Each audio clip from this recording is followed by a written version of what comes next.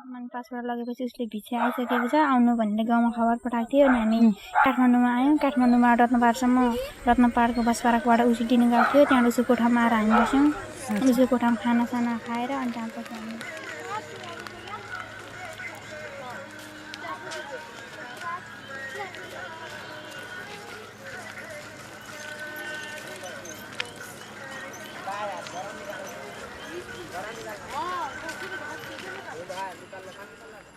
Planète Enfant est arrivée au Népal en 1996 pour lutter contre la violence faite aux femmes et aux enfants.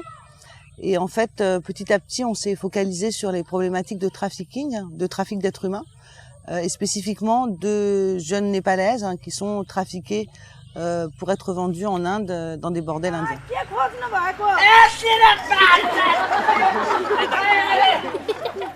Notre action en fait se situe à 3 niveaux. Des actions de sensibilisation par le théâtre de rue, des panneaux d'information, des réunions spécifiques dans les communautés où on explique aux gens quels sont les risques, comment les trafiquants s'adressent aux jeunes filles.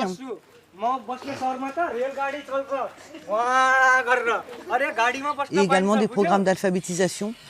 En fait, on a l'objectif en 6 mois de permettre à peu près 4000 jeunes filles par district de devenir alphabétisées et donc d'avoir évidemment une meilleure défense dans leur vie quotidienne. Et puis c'est aussi l'occasion pour nous de leur parler des problématiques de trafficking.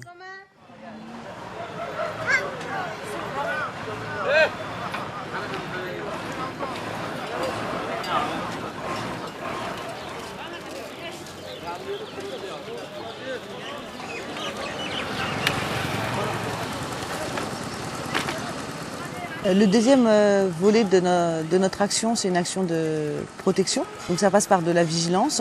On a des bureaux dans presque tous les districts de la frontière entre le Népal et l'Inde. Et là, en fait, on a des jeunes femmes en général qu'on appelle des physionomistes et qui sont là pour surveiller des points à la frontière et intercepter les filles ou les jeunes femmes ou parfois les garçons qu'elles estiment mettre en situation risquée.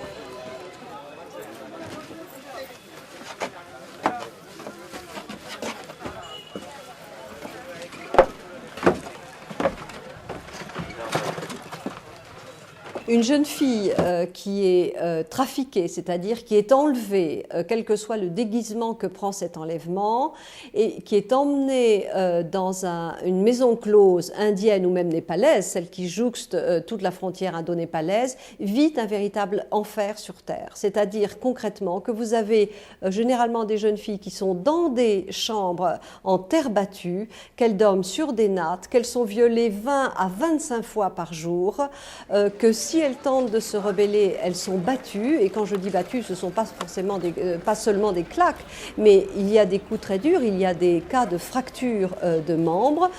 Si elles se rebellent, elles sont privées de nourriture. On les force à boire de l'alcool ou à prendre de la drogue pour casser justement toute velléité de s'en sortir.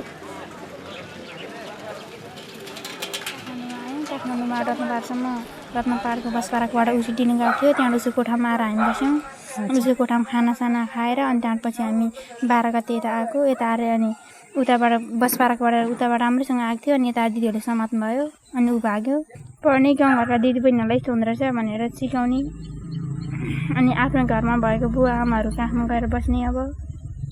Le troisième volet d'activité, c'est la réhabilitation et la réintégration, soit des enfants ou des jeunes filles qu'on a interceptées à la frontière, soit de celles qui reviennent d'Inde, qui sortent des bordels.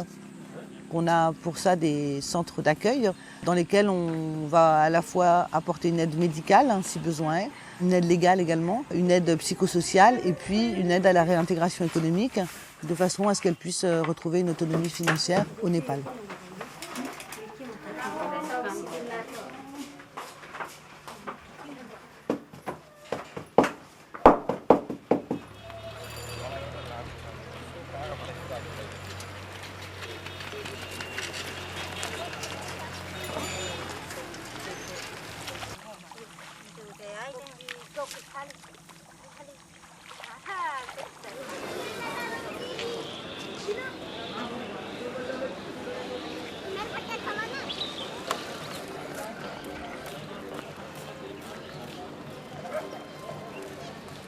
Malheureusement, le trafic est en train de s'accroître au Népal.